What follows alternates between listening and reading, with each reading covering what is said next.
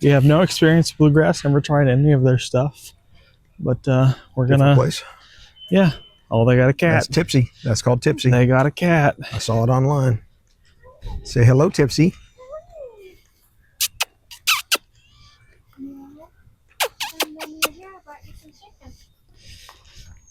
Gotta get the cat on camera. She just wants inside.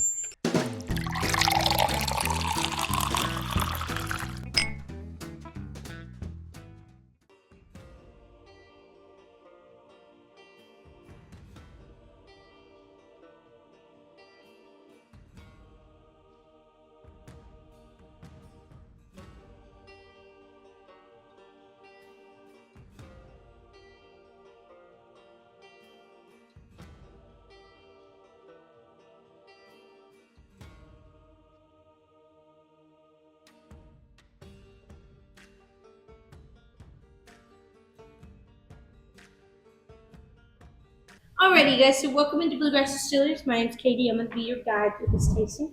What we're going to get started with is the history of Bluegrass Distillers, and then we'll go with the sipping. Okay. Now, I'm no one to tell you not to do what you want to do, so if you wish to start sipping before I start explaining, okay, I told you she'd enjoy this.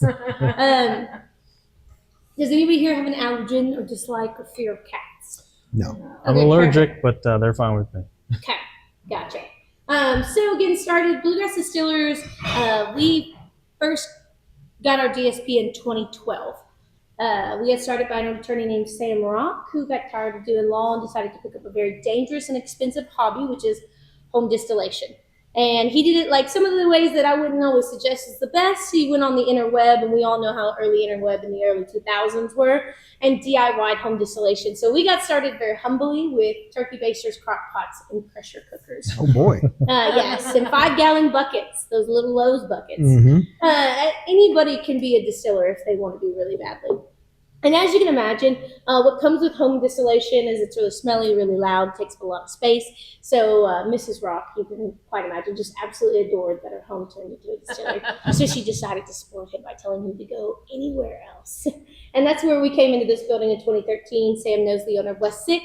And at the time, they weren't as internationally staged as breweries they are today. And they weren't utilizing this back half. So hence Bluegrass Distillers kind of took over this area. And we bloomed in what was originally the craft corner of Lexington, before the distillery district became popular. So here, Sam decided to buy some bigger equipment, move away from the turkey basters, crock pots, and pressure cookers. But the one problem that Sam tended to have is that YouTube and Google taught him how to make bourbon. It didn't teach him how to make good bourbon. So we ran into the issue that his friends ever so kindly tried to tell him that what he was making was not the greatest, aka trash. And so Sam put out a feeler, consultation with any distiller in the area that would like to come over and help him. And that's where our senior master distiller walks in, Keith Peel, who actually distilled at Town Branch before he came over to us. Now, one thing that Sam really wanted to do was Sam wanted to make a blue corn bourbon that was successful in the market, that would be mass reproduced and was enjoyed. I don't know if any of you guys have ever tried a blue corn bourbon before. Mm-hmm. It's a very interesting flavor profile. It's very robust comparatively to its yellow corn neighbor or sibling. But Key and Sam got together and they did successfully do that said thing. And it's won awards on the national stage of how good it is between the Ascots and a couple others. Now, unfortunately for you guys, none of this is the blue corn. We have a bit of a supply per demand issue. We all went through the same unfortunate sequence of events, which was COVID-19. And here in the state of Kentucky, a lot of bourbon distilleries kept their doors open by stopping bourbon production and making hand sanitizer. Right. Yes, so if you ever open one of those hand sanitizers, it tastes like tequila, really dried out your hands, that was a bourbon distillery that made that. Because the only difference between us and the hand sanitizer that you'd buy from your local CVS, Walgreens, whatever, is that they're food grade, so they can put aloe vera in it, which helps keep your hands soft and keep them from drying out. We, on the other hand, are not food grade, so we kind of settled with what we got.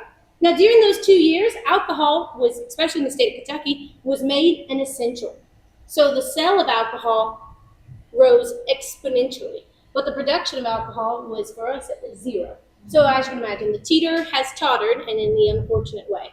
So we are actually expanding from Lexington and moving to Midway, Kentucky. to a place called Elkwood Farms, which is a 64-acre plot of land, where we'll be growing our own grains, and our ability to produce will be astronomically higher. Our max capacity here is about 300 barrels a year. That's less than a barrel a day. Our max capacity at the new location is around 44,000 barrels. So we will be leaving the craft distillery world behind and jumping into what we call the middle class distilleries, or your middle class workers. But nevertheless, this location has benefited us greatly. We're a little sad to see it go, a little excited to come out of the shiner-like world that is craft distilling when you're this small. But some of us are very sad to see it. We're going to be moving away from all of the hands-on that we do. All the bottles that you see here in the gift shop that are put out are all hand labeled, hand bottled, hand palletized. And the new location, we're moving to a lot of automation. So we're going to lose some of that love. Like, of course, when you see labels that are slightly wonky,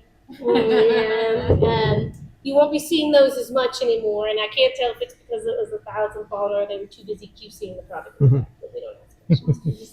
Yeah, maybe they're just tired. Yeah, you're right. Maybe Tipsy did that one. Yeah, you see them beans. She's put a lot of labels on bottles. But nevertheless, that is really all of Bluegrass Distillers. Being only 12 years old, we only have so much history to give. Mhm. But now going into your actual tasting. Now your board's set up. You have 4 samples, 3 on the left, 1 on the right. We're going to be starting on that far left to that right. The only reason why your samples are separated is because the first 3 are all bourbon whiskeys. The last one is a rye. And too many times have I seen people accidentally mismatch the cups, and then I'm nose deep in your sample trying to figure out what you're sipping. So I just separate them for you all now. But going on to your first sample on the far left, this is going to be our flagship bourbon. This is a 4-barrel, 4-year-old small batch blend that is 75% corn, 21 rye, 4 barley, finished in toasted oak barrels at 100 proof. Now this right here, do give it 2 sips. She will come off very hot. This should provide you with some sugary sweetness, whether that be maple, butterscotch, caramel, syrupy, something of the sort. But do get past the first 2 sips first. And water, a little water goes a long way if you guys need it. Get the grain. Very spicy. Spicy, but it's not spicy front. Mm-hmm. Even I do it Around the sometimes, back a depending on the tasting. Just a I'll touch. flick the little droplets in. It does. Sometimes it can help broaden out the flavors. It opens it up. Sometimes it just makes it worse. That toasted brings more of the oak through. Yes, Makes it drink it makes it seem like a slightly higher proof. it does. Which is going to be a big piece for y'all to pay attention with the second one. But I'm assuming by how we've been talking about bourbon, we're bourbon drinkers. Yes, we are. Big time. Big time bourbon drinkers. Big time. All right, what's the favorite? My favorite as of a few days ago was Old Kirk. As of a few days ago. Yeah, Eagle Rare was my favorite before, but I had a single barrel of Old Kirk. That's a Willet distillate. Yeah. So it was very nice. Definitely took the cake. took Eagle the Rare first- took a back step. Yep, took first place, that's for sure.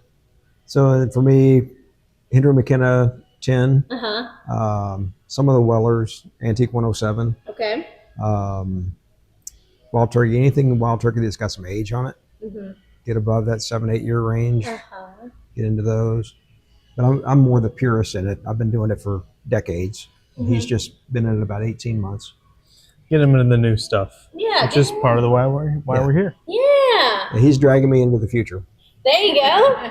Well, going into the future, we're going to your second sample here. It looks very similar to the first one, but we're not duping you. It's not two of the same.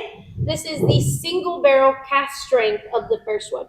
So it's still the same mash bill, 75 corn, 21 rye, 4 barley. Same finish in that toasted oak, same year at 4. But this is 117 proof, where this was 100. And this, of course, is a single barrel. So you're going to have a lot more complexity here and less of that sugar forward than what you had in that first one. Doesn't smell as spicy as Yes. the first one did. I think this one drinks a lot better than the first one. Smells better, that's for sure. Yeah. Mhm. Definitely drinks smoother, which smooth's not a great Yeah. adjective to Well, use. you but could tell that she's a 117. She's bitey, but she's not. She doesn't light me on fire like the first one does. it's odd that one actually drinks, the proof feels more Mm-hmm. than this one Yeah. does. Yeah. Yeah. Oak and the spice blend together a lot in this one. Mhm. And they're a little more separated in the Yes. single barrel. I'm not a bourbon girl. I learned a lot from them, and I have my palate, but I don't want a whole thing of it. Sorry, are you a bourbon girl? More than me, I'm learning. Learning. There you go. We all got to start somewhere, right? I can always pass my bar. Obviously, You get the I assumed double. who would get the drunkest in the group, He's getting the double. but It's me, We unfortunately. just had to feed him. Yeah. We did an impromptu stop at Jay Mattingly, Mhm. and like 5 of their 7 tasters were like 116 proof or more, Yes, and I was not prepared He caught up with me. for all of that. obviously, yeah, it does, especially in the Yes. morning. Yeah. Now, morning time is the best and worst time to drink bourbon, mainly because you appreciate it more, but it gets to you faster. Yes. Now, I've going learned that into your firsthand. third one, this one's going to be really interesting compared to the first two. This is a wheated bourbon. So it is 75% corn, 21 wheat, 4 barley. As you can tell, the 75-21-4 is our favorite mash bill. It's what we call mash bill 1. Now, this one being a wheated, it is still a small batch blend, still about 4 years old, still down to 100 proof, but where these were finished in toasted oak barrels, this is finished with oak staves, kind of like the Maker's Mark way, where we threw the staves in the barrel Mhm. to give it a little extra oak flavor. Now, this will not be like your regular wheateds that you find in the market, Weller, Larceny, Maker's Mark. It will have a lot more oak complex to it than what you are used to. Is that what I'm smelling? Yeah. There's a very distinct French and white oak mix that's going on. And then you get a bit of wheat funk in there with Yeah. it too. Yeah. I don't know if I can get behind this one yet. I love wheateds. I'm a huge wheated girl. Oh, I like it too. It's just wheat it has a certain aroma to it. Yes. Yeah, it's totally different. Isn't it? Yeah. But this one right here, with how hard it pushes the oak, not quite used to it. I like a good old just plain wheat. Just your palate. Everybody's palate's a little different. It's like I like the Bernheim Mm-hmm. pure wheat. Yes. It's been a long time since I've had that. I'm with you. That's not my favorite. You can get a barrel proof. Barrel Bernheim. proof? Oh, Yeah, I've those are never good. had a barrel proof. They're good. Cask strength. Typically, I am a single barrel cask strength girl, but when it comes to wheateds, I'll buy a regular wheated Yeah. off the market. I don't buy it. Mainly because I feel like if you start doing the single barrel of it, you start playing around like this one, where I'm like, You don't get the same thing every time, and you Yeah, might disappoint it by your exactly. second Right. purchase. yes. Yeah. So now that we tried all the bourbon whiskeys, out of the 3, which one was the preferred? Go with the second toasted. Second one? Second one? Oh man, across the board. It's not every day I get a single barrel group. This one though was really interesting. It's got that spice really comes through on it. Mm-hmm. Mhm. This is definitely the one we point a lot of people towards. You can't tell by its flavor profile. Being Americans, we have an extremely sweet palate. So any type of sweet bourbon, you're gonna benefit the masses more than you are gonna be the people who know Right. Yeah, we Absolutely. we like spice. We like rye a lot. Yeah, we like Rise? so. Okay, well then perfect. This last one's I'm gonna see what you guys think actually. Okay. I'm gonna hold that statement. This is the Midway Distilling Company, so I'm gonna explain the product first so you guys can drink it and enjoy it, know what you're consuming, and then talk about the name. So this is the Midway Distilling Company. It is a 95 rye, 5 barley, aged for 6 years, cut to 110 proof, that is finished in Sauterne barrels.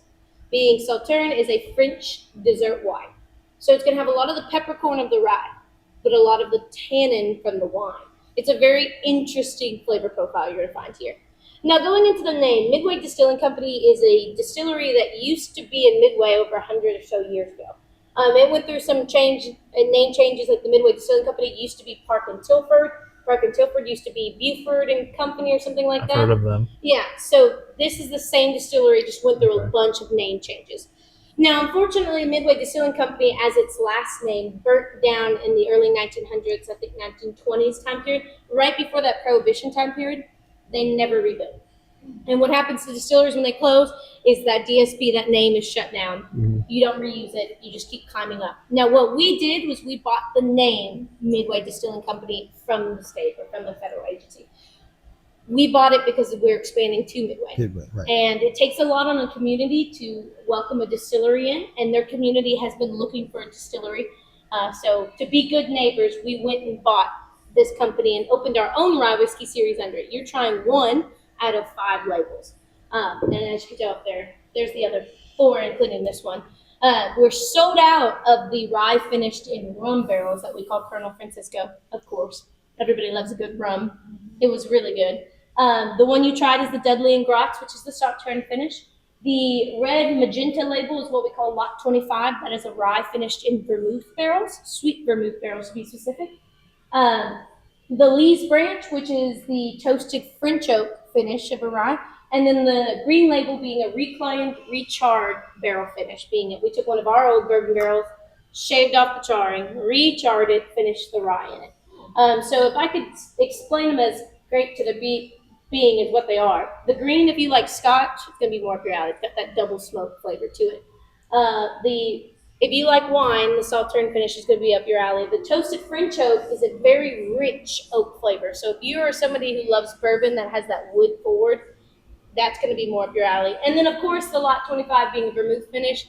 If you love Manhattans, the only thing that's missing from that thing is bitters to be a Manhattan. Did you like it? That was very different. Yeah, it was different.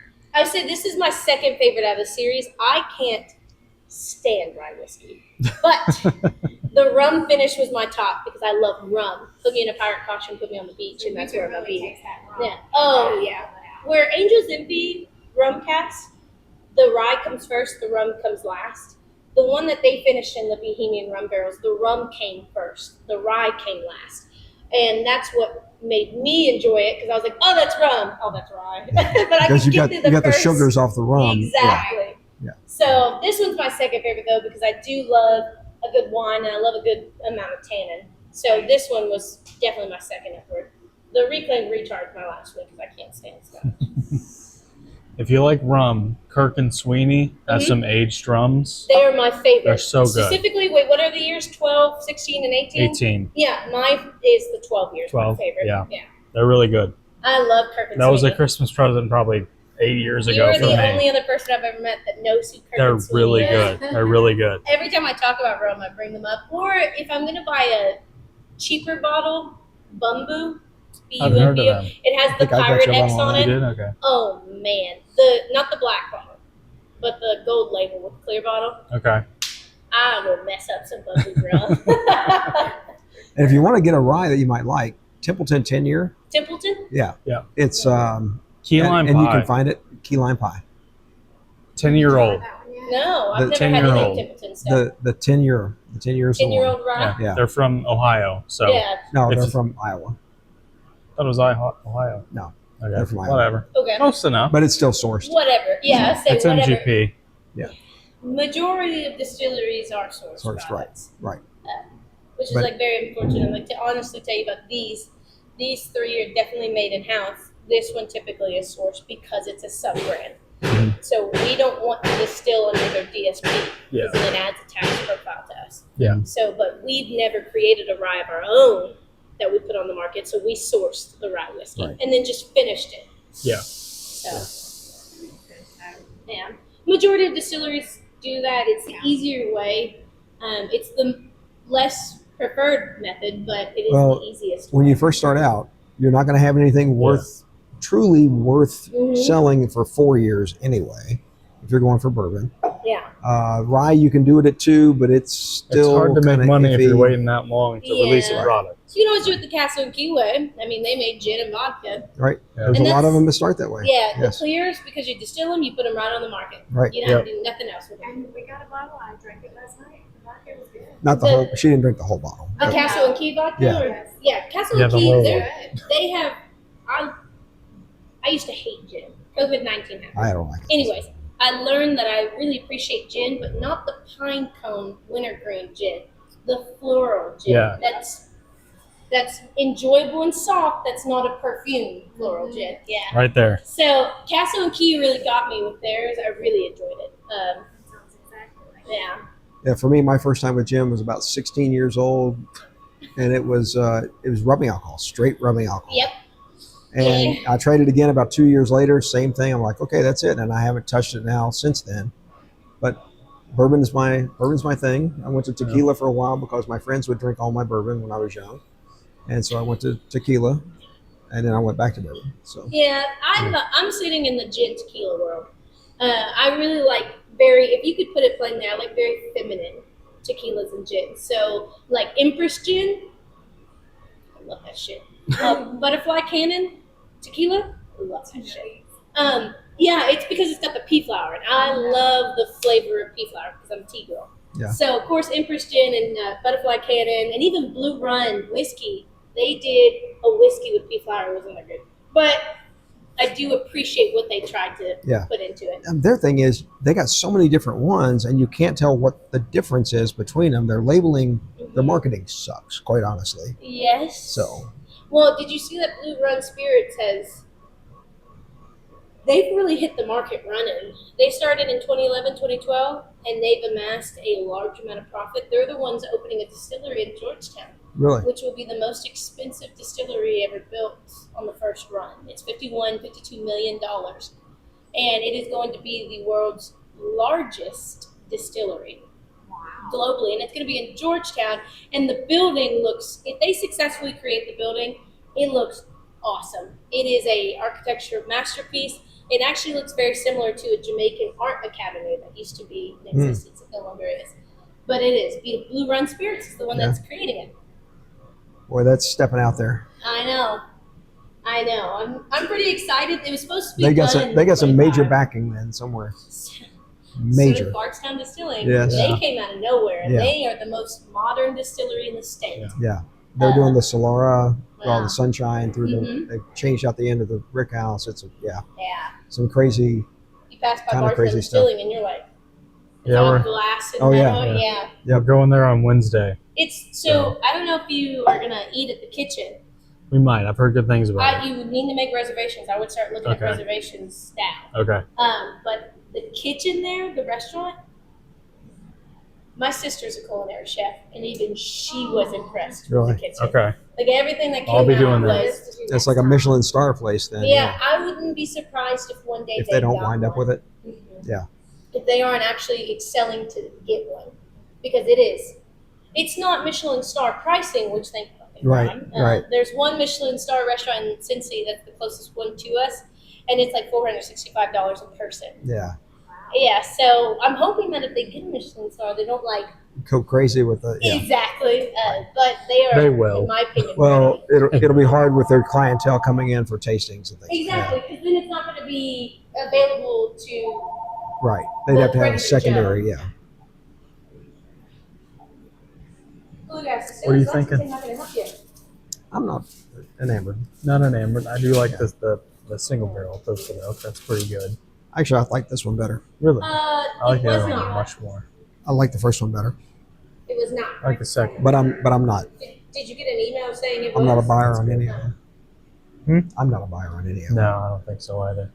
One thing to give you an idea of, now that I've just talked to somebody on the phone about it, I mentioned to you that we are famous for our blue corn bourbon. Mm-hmm. So,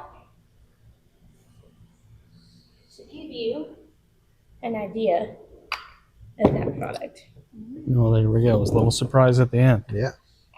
I usually wait to see how cool people are. As you can tell. Which means she's got some pappy back there, and we didn't hit that one. Thank I'm you. going to keep Pappy because I think it's overrated. Oh, it It's is. very overrated.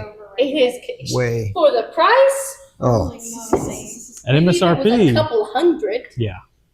Maybe 150 for a 15-year. Would you like to try this? the Okay, gotcha. the. Ooh, this is. That's yeah.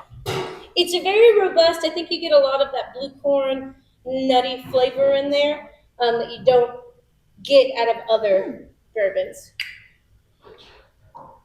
And of course, every time I serve it, I gotta hang on what's that? You might as well. I mean, the bottle's getting oxidized. There's so little in there. Yeah. At this point, screw it. But this is what we're famous for. I like that one. There's something on the end of it. Yeah. It's like a You get super it, too? grainy dryness. It's got a sweetness, but there's something on the end. I remember when Pop and Grandma came to live with us, we were peeling corn stalks. That's called shucking. by the way. Shucking. Thank you. There you go. That's the term. Shucking corn, Josh. That's the term. I'm looking. Hey, look, I was like 11. Give me a break He's here. obviously a city boy. It's, Yes, he is. It's been 17 years, so give me a break here. That smell is the palate note that I'm picking up off of that. But that was probably white. It was probably shoe peg, Mhm. most likely. That's the It thing was about- a sweet corn or a sweet It was a sweet, yeah. That's the thing about blue corn that makes it like so interesting is that it has triple the amount of carbohydrates that regular corn does. So it Really? takes less blue Triple? corn. Triple the amount. Yeah. Wow. So it takes less blue corn to do what exactly the whites, the reds, and the Mhm. yellows will. And God forbid anybody that uses red. That stuff is bitter. Yeah, yeah. But I haven't tried any red yet. Jump the Creed does one. Mhm. Yeah, we've seen that a couple places Yes, as we and go around. I'm not a fan. No, But they have a Proud of red, the white, Lexington and tribe. blue mix that I'm looking for. So that might be a little more. see, you're the second person that's brought that up to me. I didn't know that there was anybody that did Yeah. a mix. It's really rare. Yeah. I haven't seen it. It might be a special release. I might never find it at this and I point. never find it, But yeah. I've heard some good things about it. So. But I know that like blue corn technically was cross-pollinated a couple centuries ago by the Spanish, and that's how blue corn first came into the market. So comes along with especially Mexico being the blue Yeah. agave, blue Yeah. corn. Right. Yeah. So. Hmm. But yeah. That one's good. So you like that one too? Yeah, I like that one. So you're like two of them. Your Yeah. palate likes two. The single barrel and Dad, the you bluegrass. like this one too, didn't you say? The rye You didn't was. like that last Yeah, none of them really fit my He doesn't like finished palate. stuff. Wool and Are permanent press. these prints your midway location? So, yeah, actually, these were they're over a year old. They're artist renderings of what the new location was going to look like. Okay. They're pretty on par. Coloration, architecture-wise, is a little different, but the mansion is that 1800s mansion that came with the property. So originally it was starting built in 1827. It finished building in 1835. It has a very interesting good and bad history. It was originally owned by the Confederates, and then when the Union won the Civil War, it fell into the Union's hands. And then it turned into horse breeding, and we had a couple of Derby racehorse winners bred on that property. Then it turned into crop farming. It's got a very interesting time period, but there are some sacred land on that property. 2 different cemeteries, gravestone plots Wow. for the enslaved personnel on one side of the property, for the rest of them on the other side of the Hmm. property. Yes, in what they call sacred ground. So it's a very interesting time. It's a very interesting plot. And if you're somebody who loves history, you could sit there for hours and read Mhm. through That's that. part of bourbon. land. We love history. I Yeah. mean, that is the whole bourbon. All That has was history. one that I wanted to go to Castle and Key because that's just such a Yeah, historic. It's for It E.H. used to be Taylor. H. Taylor Distillery, Mhm. and it is what their idea of Right. castle was. Yes. Which when you look at it, you're like, this is a castle? But It was a small castle. it's a very small castle. Well, You want to and go to then- Castle, go to Keelan, Yes. Oh, Yeah. man. Yeah. Oh, man. I love that place. But I mean, Which every is gonna bourbon be a has distillery. history, period. eventually, yeah. Yeah. one of these days. One of these days. That's funny. But, Well, thank you very You're much. You're very Thank you welcome. very much. Thank you. You want to guess that that's Appreciate your that. tip jar?